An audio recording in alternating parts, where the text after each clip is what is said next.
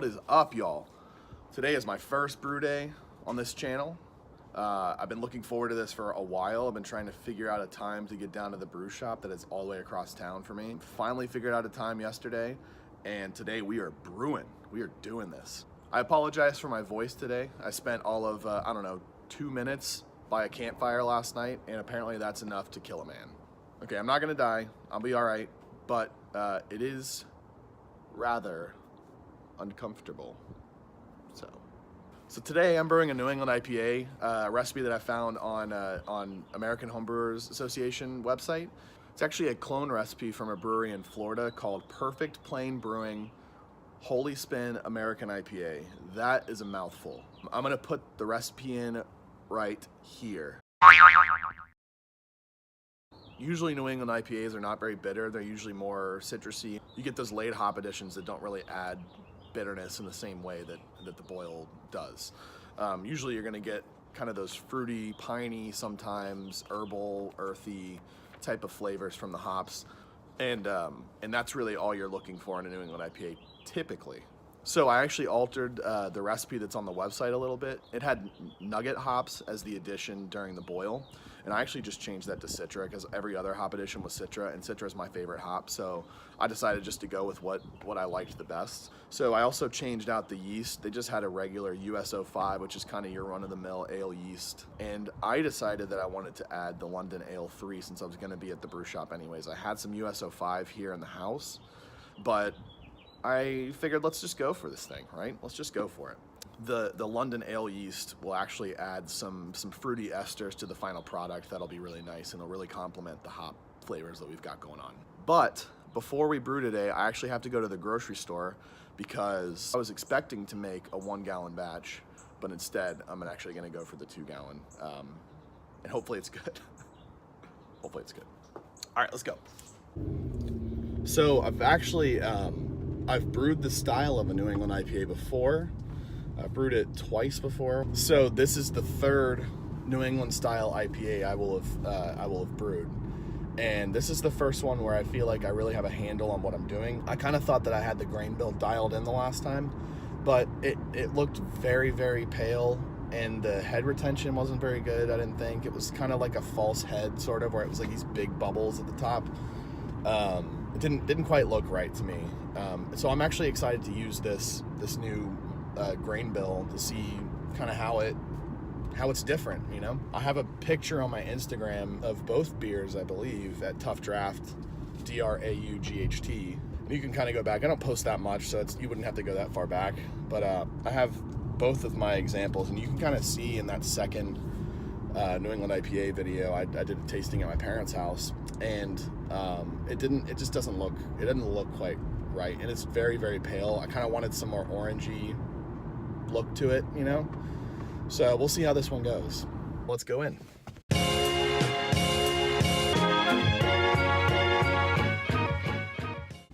So you'll notice that I actually got distilled water.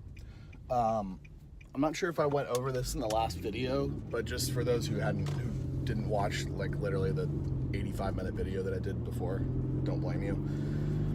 I use distilled water typically because distilled water is more of like a blank canvas. I find that having a blank canvas and adding the water additives myself is just a better way of doing it, for me at least.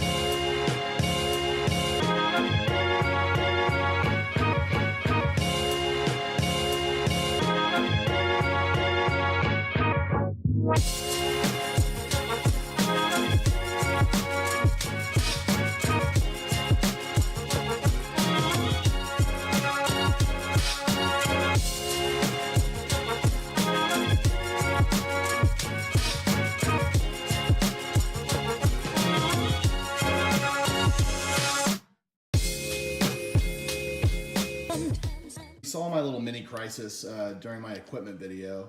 You would have seen that I had this thermometer and I was really excited to use it, and it does work somewhat, sort of, but it's not exact, and that's because if you look inside the pot here, hold on.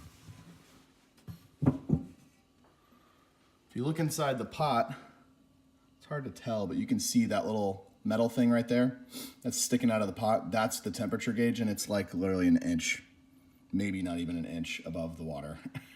So, thought I filmed a video of me putting the grains in the pot. Apparently didn't film. So, I'm just gonna show you guys what it looks like in there.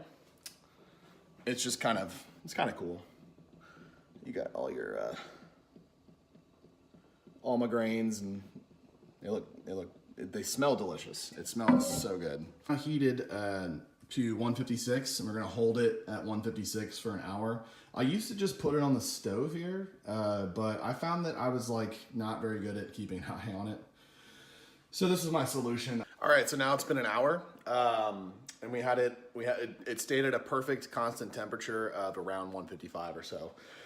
So now we've got it back on the stove here, and I'm raising it up to 168 for 10 minutes. All right, so I had a little bit of drama there for a second. When my mash was done, my gravity, the amount of sugars that were in my beer, it was like half of what it should have been, which is no good. That's not good.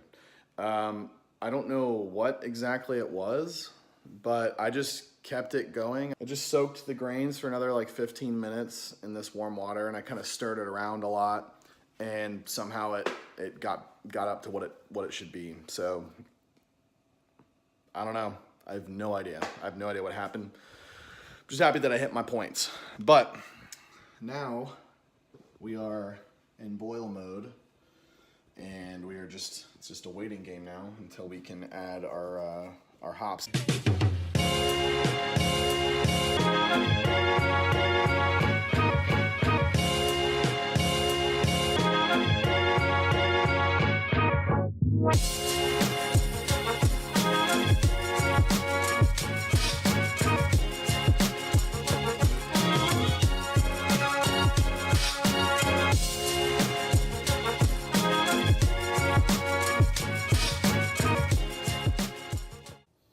Delicious. Doesn't that just look so appetizing? That is the hot particles. Just an important side note, make sure that you have this filter and make sure that it's in there properly. I didn't mention that, but just make sure that that's the case. So now I'm taking these upstairs. I'm gonna put them in the closet in the study, and we're gonna wait for the yeast to come to room temperature, because I've made that mistake before. If you don't let it come to room temperature, it'll shock the yeast and it won't do anything. So, waiting game begins again.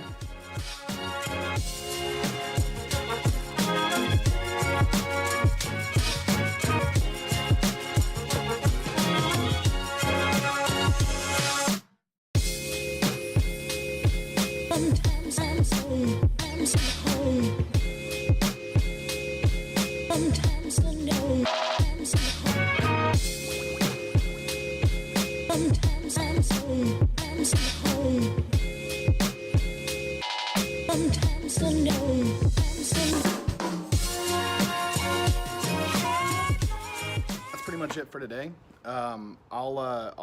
We'll fast forward to a couple days from now, and we'll check on how fermentation's going.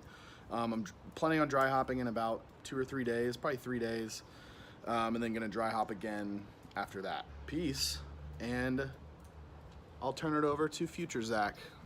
Wow, thanks past Zach, I really appreciate it. So actually it's just the next morning, but I kind of wanted to just show briefly like what it looks like whenever it's fermenting. So I'm not gonna uncover the, well, maybe I'll uncover one of them. But I just want to show you some of the action that's going on.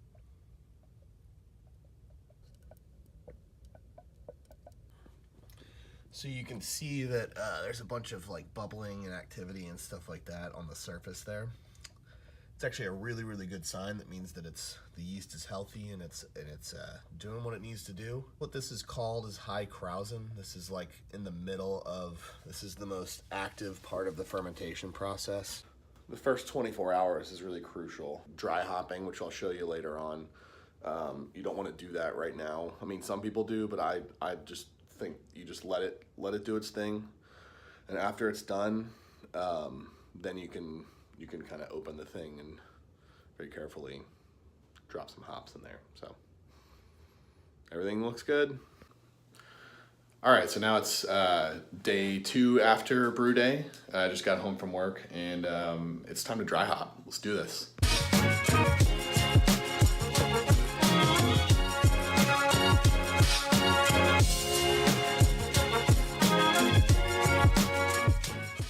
So now basically we just leave those alone for 5 days, and then we'll add our second dry hop on day number 5, or another. Hey everybody, it's actually 2 days later now. I dry hopped the first edition 2 days ago, and so now we're on our technically our 3rd day, and it's the day after Super Bowl Sunday. I'm adding our 1 ounce of Citra and then our 1 ounce combined of Mosaic and Cascade. My next video, I'm actually going to show you us cold crashing our beer, and I'll kind of explain that process as we get to it. And then the next video should be us bottling. So I will see you guys in about 5 days for the cold crash, and then obviously, and then 2 days after that for bottling. All right, let's go ahead and dry hop.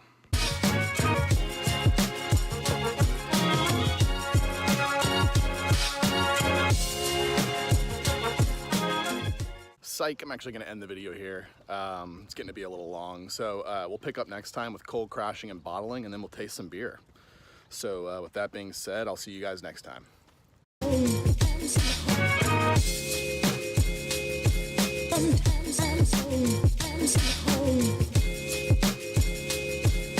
Sometimes I know.